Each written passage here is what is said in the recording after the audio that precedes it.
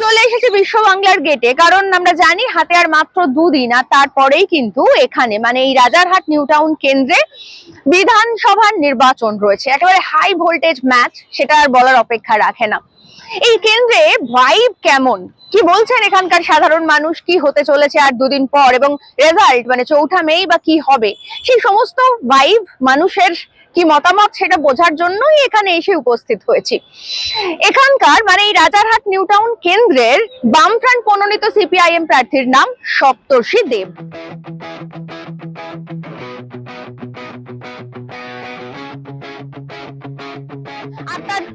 উল্টো দিকে মানে বিরুদ্ধ প্রার্থী হিসেবে যারা রয়েছেন, একদিকে তৃণমূলের তাপস চ্যাটার্জি যিনি প্রেজেন্ট এমএলএ, আর বিজেপির পীযূষ কানোরিয়া।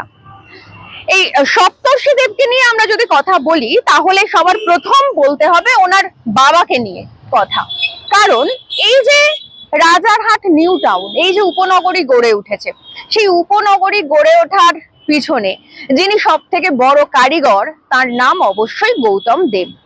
বিনা বাধায়, বিনা যুদ্ধে, বিনা অশান্তিতে এরকম একটা সুন্দর উপনগরী উনি তৈরি করেছিলেন। মানে এরপর আমরা দেখেছি যে সিঙ্গুর, নন্দীগ্রামের ক্ষেত্রে জমি আন্দোলন নিয়ে অনেক অশান্তি হয়েছে এ রাজ্যে। আমরা ভুলিনি, এ রাজ্যের রাজ্যবাসী হিসেবে সিঙ্গুর, নন্দীগ্রাম সারা জীবন ইতিহাসের পাতায় কালো দাগ হিসেবে লেখা থাকবে। কিন্তু এই এত বড় একটা নিউ টাউন উপনগরী বিনা বাধায়, বিনা রক্তপাতে, বিনা সমস্যায় তৈরি করে ফেলেছিলেন গৌতম দেব। আর তাঁরই ছেলে সপ্তর্ষি দেব, তিনি এবারে এই রাজারহাট নিউ টাউনের প্রার্থী, বামফ্রন্ট মনোনীত সিপিআইএম প্রার্থী। কিন্তু না, এরকম না যে এই প্রার্থী পদ উনি উত্তরাধিকার সূত্রে পেয়েছেন। এই সপ্তর্ষি দেব ছোট থেকে রাজনীতির সঙ্গে যুক্ত। প্রেসিডেন্সিতে পড়ার সময় ছাত্র রাজনীতি করেছেন, পরবর্তীতে যুব আন্দোলন করেছেন, এবং তারপর যেরকম বামপন্থী যে ঘরানা আর কি ধীরে ধীরে যে উচ্চতায় মানুষ পৌঁছয়, ঠিক সেইভাবেই বামপন্থী নেতৃত্ব মনে করেছেন সপ্তর্ষি দেবকে যোগ্য, এবং সেই কারণের জন্য উনি এবারে এই রাজারহাট নিউ টাউনের প্রার্থী। বাংলার ডাক মানুষ এবার জেগেছে, আজ ভোটের লড়াই সময় এসেছে, ভবিষ্যৎ লিখবে মানুষের হাত। বিজেপি পারবে না, বিজেপি জিতবে না, বাংলার মানুষ ভুল করবে। এই রাজারহাট নিউ টাউন যেমন বললাম যে গৌতম দেব তিনি তৈরি করেছিলেন, আর ঠিক সেই কারণের জন্য এই রাজারহাট নিউ টাউন একটা সময় ছিল বামেদের শক্ত ঘাঁটি। কিন্তু তারপর ধীরে ধীরে 2011-র পর থেকে আমরা জানি পালা বদল হয়েছে, মানুষের মন বদলেছে, এবং বেশ কিছুটা ভোটের চরিত্র বদলেছে, এবং তা চলে গেছে ধীরে ধীরে তৃণমূলের হাতে। এই যে এখন যে বর্তমান এমএলএ তাপস চ্যাটার্জি, তিনি কিন্তু একটা সময় ছিলেন সুভাষ চক্রবর্তীর অনুগামী এবং এই গৌতম দেবের ডান হাত।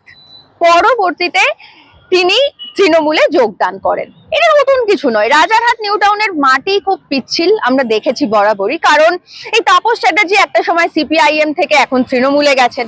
আমরা যদি অন্যদিকে সব্যসাচী দত্তর কথা বলি, তিনিও মোটামুটি তৃণমূল, বিজেপি আবার তৃণমূল ডেলি প্যাসেঞ্জারি করছেন।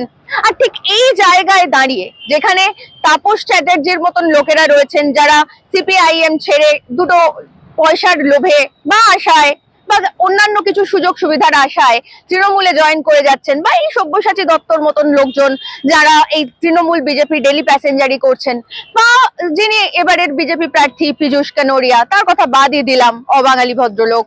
তো এই যখন ঘরানা, এই যখন পিচ্ছিল মাটি এই রাজারহাট নিউ টাউনের, সেই জায়গায় দাঁড়িয়ে কিন্তু সপ্তর্ষি দেবের মতন একজন প্রার্থী, যিনি শূন্য হয়ে যাওয়া বামফ্রন্টের সেই লাল পতাকাটা বয়ে চলেছেন, এবং সেটা ওনার ছাত্র রাজনীতির সময় থেকে, এবং এখনো পর্যন্ত যেরকম বললাম এবারের উনি বামফ্রন্ট মনোনীত সিপিআইএম প্রার্থী।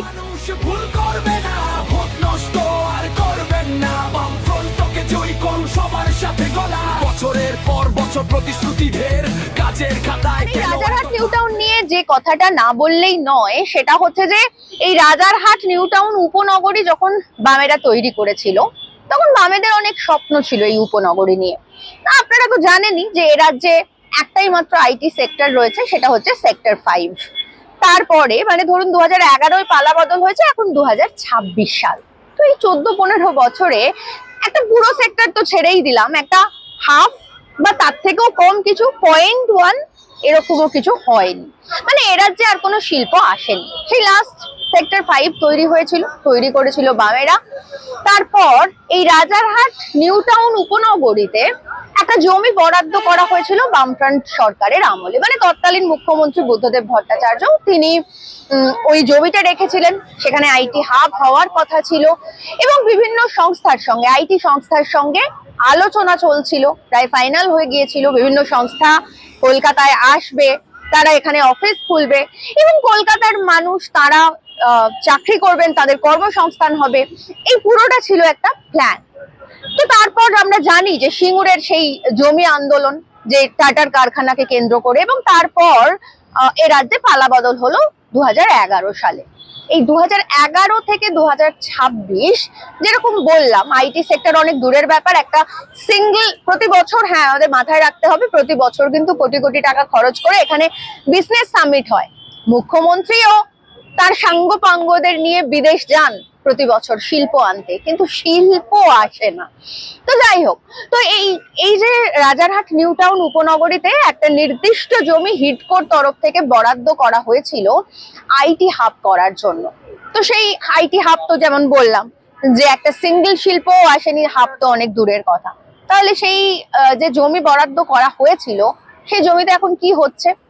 সেই জমিতে এই রাজ্যের মুখ্যমন্ত্রী, ধর্মনিরপেক্ষ রাষ্ট্রের মুখ্যমন্ত্রী, তিনি রাষ্ট্রের টাকায় আইটি হাবের জমিতে দুর্গাঙ্গন করার প্রতিশ্রুতি দিয়েছেন।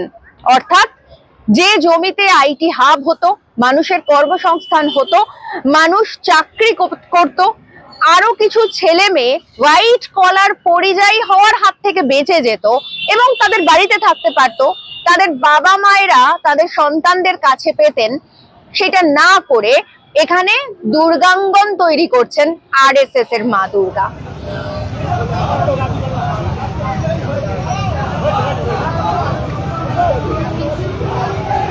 তো সেই রাজারহাট নিউ টাউন কেন্দ্র, গৌতম দেবের স্বপ্নের নগরী এবং বামেদের স্বপ্নের আইটি হাবের যে জমিতে দুর্গাঙ্গন তৈরি হওয়ার যে কেন্দ্র, সেই কেন্দ্রে ভোট হতে চলেছে আর দুদিন হাতে বাকি রয়েছে যেমন বললাম। এখন বিষয়টা হচ্ছে যে রাজারহাট নিউ টাউনের মাটি যেমন পিচ্ছিল বলেছি, কিছুক্ষণ আগেই বলেছি, এখানে তাপস চ্যাটার্জি থেকে শুরু করে সব্যসাচী দত্তের মতন লোকজন থাকে যারা খুব পিচ্ছিল, মানে খুব চট করে স্লিপ করে যায়। ঠিক একই রকম ভাবে কিন্তু এই রাজারহাট নিউ টাউনের মাটি কিন্তু স্বাধীনতা সংগ্রামের মাটি। আমরা এই ইতিহাস হয়তো অনেকেই ভুলে যাই বা আমাদের পড়ানো হয় না এই ইতিহাস। লবণ সত্যাগ্রহের যে আন্দোলন, সেই আন্দোলনে খুব গুরুত্বপূর্ণ ভূমিকা নিয়েছিল এই রাজারহাট নিউ টাউন চত্বর। না তখন উপনগরী ছিল না, তখন গৌতম দেবের বা বামফ্রন্টের স্বপ্নের যে রাস্তা, সে রাস্তা তৈরি হয়নি, বা যে স্বপ্নের সেক্টর 5 সেটা তৈরি হয়নি ঠিকই, কিন্তু স্বাধীনতা সংগ্রামে রাজারহাট নিউ টাউনের ভূমিকা এখন মানুষ বিস্তৃত হয়ে গেলেও সেই ভূমিকা কিন্তু রয়েছে।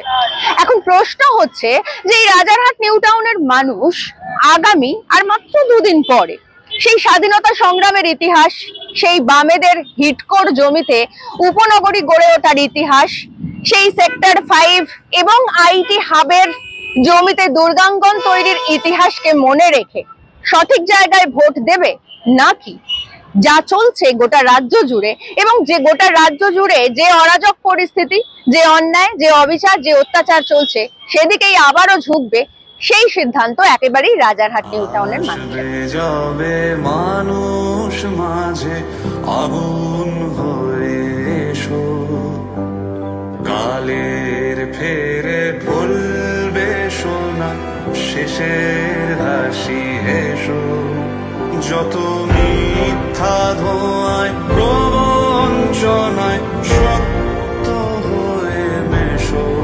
তুমি বদল হয়ে